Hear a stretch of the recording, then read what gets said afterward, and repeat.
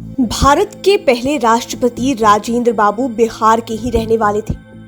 उनके नाम भी कई रिकॉर्ड हैं, लेकिन देश में कई ऐसे राष्ट्रपति हुए जो पहली बार का रिकॉर्ड बनाए हुए हैं। ऐसे रिकॉर्ड के बारे में बहुत लोग जानते भी होंगे और काफी संख्या में ऐसे लोग भी होंगे जिनके लिए यह रोचक जानकारी होगी। खासकर आज की युवा पीढ़ी इसे जरूर जानना चाहेगी। ऐसे में आज हम आपको 5 PM के 5 का तड़का में देश के उन 5 राष्ट्रपतियों के बारे में बताएंगे जिनके नाम पहली बार होने का रिकॉर्ड है। सबसे पहले बात करते हैं वीवी गिरी की। ये देश के सबसे पहले कार्यवाहक राष्ट्रपति बने थे। ये 3 मई 1969 को कार्यवाहक राष्ट्रपति की शपथ लिए थे और इस पर 20 जुलाई तक बने रहे थे। हालांकि बाद में ये फुल फ्लेज राष्ट्रपति बन गए। दरअसल डॉक्टर जाकिर हुसैन का राष्ट्रपति पद पर रहते हुए निधन हो गया था। उस समय वीवी गिरी उपराष्ट्रपति के पद पर थे। तब इन्हें कार्यवाहक राष्ट्रपति की जिम्मेदारी दी गई थी। बाद में जब चुनाव हुआ तो वीवी गिरी ने तत्कालीन प्रधानमंत्री इंदिरा गांधी के कहने पर निर्दलीय उम्मीदवार के रूप में चुनाव लड़ा। तब कांग्रेस ने नीलम संजीव रेड्डी को अपना उम्मीदवार बनाया था, लेकिन तब इंदिरा गांधी के मन में कुछ अलग ही खेल चल रहा था और जिस दिन वोटिंग होनी थी उसके एक दिन पहले ही इंदिरा गांधी ने सभी कांग्रेसी सांसदों और विधायकों से अपनी अंतरात्मा की आवाज पर वोट डालने को कहा। इसके बाद तो खेल ही बदल गया। नीलम संजीव रेड्डी काफी करीबी अंतर से चुनाव हार गए और वीवी गिरी 24 अगस्त 1969 को देश के चौथे राष्ट्रपति बन गए। यह चुनाव देश का अब तक का सबसे करीबी मुकाबले वाला चुनाव रहा है। इसका फैसला भी सेकेंड राउंड में हुआ था। इसकी वजह से देश की सबसे पुरानी और ताकतवर पार्टी कांग्रेस दो फाड़ हो गई थी। इतना ही नहीं, तब के सीनियर कांग्रेसियों ने इंदिरा गांधी को ही पार्टी से निकाल दिया था। आपको बता दें कि वीवी गिरी का पूरा नाम वराहगिरी वेंकट गिरी था। उनका जन्म उड़ीसा के ब्रह्मपुर में 10 अगस्त 1894 को हुआ था। उनके पिता देश के बड़े वकील थे। ये मजदूर नेता के रूप में भी काफी फेमस रहे थे और मजदूरों के लिए काफी काम किया था। काम नहीं कर पाने की वजह से इन्होंने केंद्रीय श्रम मंत्री के पद से इस्तीफा दे दिया था। 1975 में वीवी गिरी को भारत रत्न से सम्मानित किया गया और खास बात कि ये पहले ऐसे राष्ट्रपति हुए जिन्होंने निर्दलीय उम्मीदवार के रूप में चुनाव जीता था। इंदिरा गांधी के कहने पर पॉलिटिक्स में आने वाले KR नारायणन की अब बात करते हैं। ये देश के पहले दलित राष्ट्रपति बने थे। इन्होंने 25 जुलाई 1997 को राष्ट्रपति पद की शपथ ली थी। दरअसल KR नारायणन का जन्म 27 अक्टूबर 1920 को केरल के एक दलित परिवार में हुआ था। इनका परिवार पारवान जाति से बिलोंग करता था। इनके परिवार का मूल प्रोफेशन नारियल तोड़ना था। इसके बाद भी इनके घर के लोग काफी पढ़े लिखे थे, लेकिन घर की आर्थिक स्थिति ठीक नहीं थी। गांव से प्राइमरी एजुकेशन लेने वाले KR नारायणन ने 1937 में सेंट मेरी हाई स्कूल से मैट्रिक की परीक्षा पास की थी। बाद में इन्होंने इंग्लिश ऑनर्स किया। 1943 में जब फर्स्ट क्लास में PG की डिग्री ली तो इन्होंने एक रिकॉर्ड भी बना लिया। तब ये ऐसा करने वाले पहले दलित छात्र बन गए थे। इसके पहले किसी भी दलित छात्र ने यह उपलब्धि हासिल नहीं की थी। वे यहाँ नहीं रुके। इन्होंने लंदन स्कूल ऑफ इकोनॉमिक्स से पॉलिटिकल साइंस में PG की डिग्री ली। फिर ये नौकरी में आ गए। विदेशों में पढ़ाई करने के साथ ही इन्होंने नौकरी भी की। विदेश सेवा में नौकरी पूरी करने के बाद इंदिरा गांधी के कहने पर KR नारायणन कांग्रेस में शामिल हो गए। 64 साल की उम्र में पहली बार चुनाव लड़े। वे केरल के ओट्टापल लोकसभा क्षेत्र से चुनाव जीतकर सांसद बने। इसके बाद उन्होंने इस सीट से हैट्रिक बनाई। राजीव गांधी की सरकार में मंत्री भी बने। साल 1997 में जब तत्कालीन राष्ट्रपति शंकर दयाल शर्मा का कार्यकाल खत्म होने वाला था, तब सवाल था कि अगला राष्ट्रपति कौन होगा।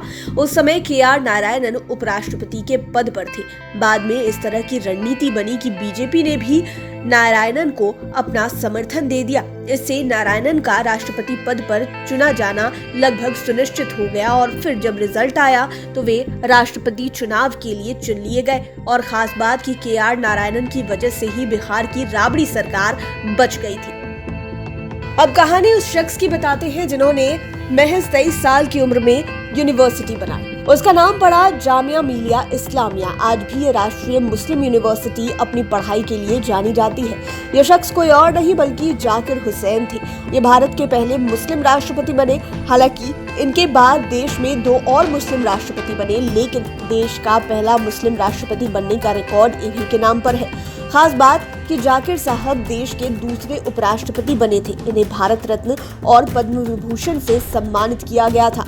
शिक्षा के क्षेत्र में इनके योगदान को भुलाया नहीं जा सकता। इन्होंने देश के तीसरे राष्ट्रपति के रूप में 13 मई 1967 को शपथ ली थी। दरअसल 1920 में अंग्रेजों के खिलाफ देश में व्यापक आंदोलन चल रहा था। महात्मा गांधी अंग्रेजों के खिलाफ युवाओं को आंदोलन में शामिल होने को कह रहे थे।